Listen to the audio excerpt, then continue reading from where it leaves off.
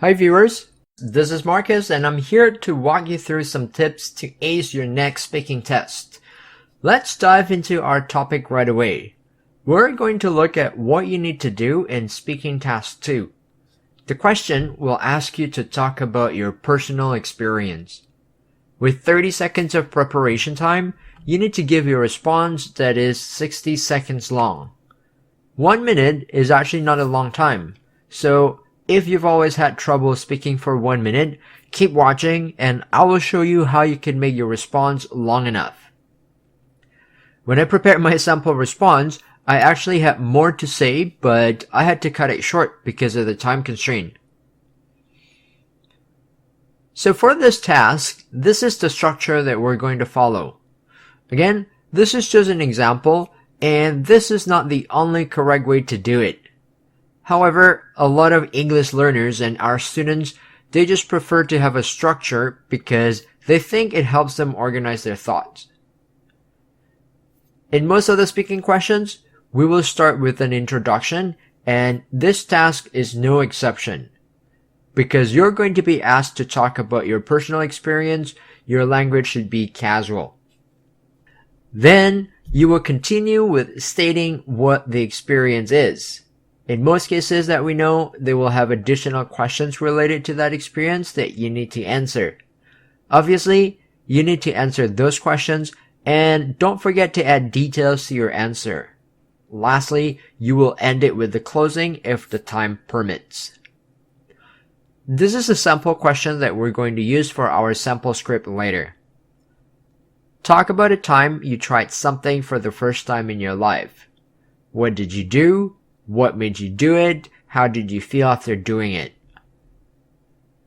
So, what sort of introductions are we using here? Well, I've prepared some examples here to get you guys started. I will continue to remind you that you should not blindly memorize these phrases. Instead, you need to match or modify them as needed according to the topic that you get. For example, the first two expressions are good for common experiences like going on a trip, or maybe attending a party. And the next two are good for situations that have certain characteristics. That's why I put different adjectives there that you can pick and choose based on your speaking topic. Then the last two can be used when you're talking about something special, a unique circumstance that may not happen often. For the transition to the next part, we can say things like, to make a long story short, basically, this is what happened. Oh, and before I forget, I just want to remind you to subscribe to our channel to gain more access to CELPIP related content, and please hit the like button if you want to say thank you and motivate us to bring you more great content like this. Let's continue. Now, you can simply state the experience that matches the topic. When you describe the experience, you can include some common or general information, such as the timing of the event and the people involved. This part doesn't need to be long. Think of this as your topic sentence for your response, similar to when you write an essay. Everything else that you say after this will revolve around this topic sentence. That's why you want to think carefully when you mention it. Make sure that it's good enough to give you ideas to talk about. You want to imagine the experience in your head. It will help you generate ideas and recall some information that you can use in your answer. As I said, the topic usually will be accompanied by some questions, probably 2 or 3 of them. And when you see those questions, you must answer them. You cannot leave them out. If you miss one of the questions, it may result in a lower score. A common mistake. Quite often, I see that my students simply answer the questions by repeating the words from the questions. Instead, you want to try to paraphrase the questions. Not only it shows that you know how to do it, it usually allows you to use different vocabulary. For example, if the question says, how did it turn out? Avoid saying a sentence like, it turned out well. Instead, you could say, I was happy with the result. If they ask you, why was it memorable? Don't say, it was memorable because... You can say, I think this is a story that I will remember for years to come. If they ask you, how did you feel at the time? Don't just repeat and say, at that time, I felt excited. Instead, you can use, I was excited when I saw it. I was ecstatic when I saw it. Keep in mind, I've seen a sample question where they don't give you additional questions. They just ask you to talk about an experience. For example, they say, talk about a time you tried something for the first time in your life. But there are no additional questions after that. In this situation, you can just make your own WH questions. By WH questions, I mean those questions that start with who, what, where, when, why, and how. For example, in your head, you can think of some of these questions. What did you do? Who did you do it with? Who had the idea? Why did you decide to do it? Will you try it again? Would you recommend it to others? And so on. To achieve our target of speaking for 1 minute, we need to, of course, add details and supporting ideas. Once again, try to have the image of the situation in your mind to assist you. If a question asks you when something happened, don't just say it happened last year.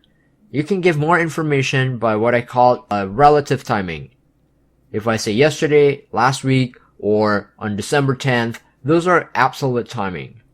When was it last year? Here I said, oh, during a family trip, which lasted a few days. And I also said that it was in mid-June, when the temperature was warm.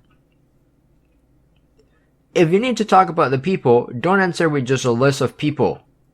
Add a brief description of who they are, their roles, their appearance, their relationships to you, and so on.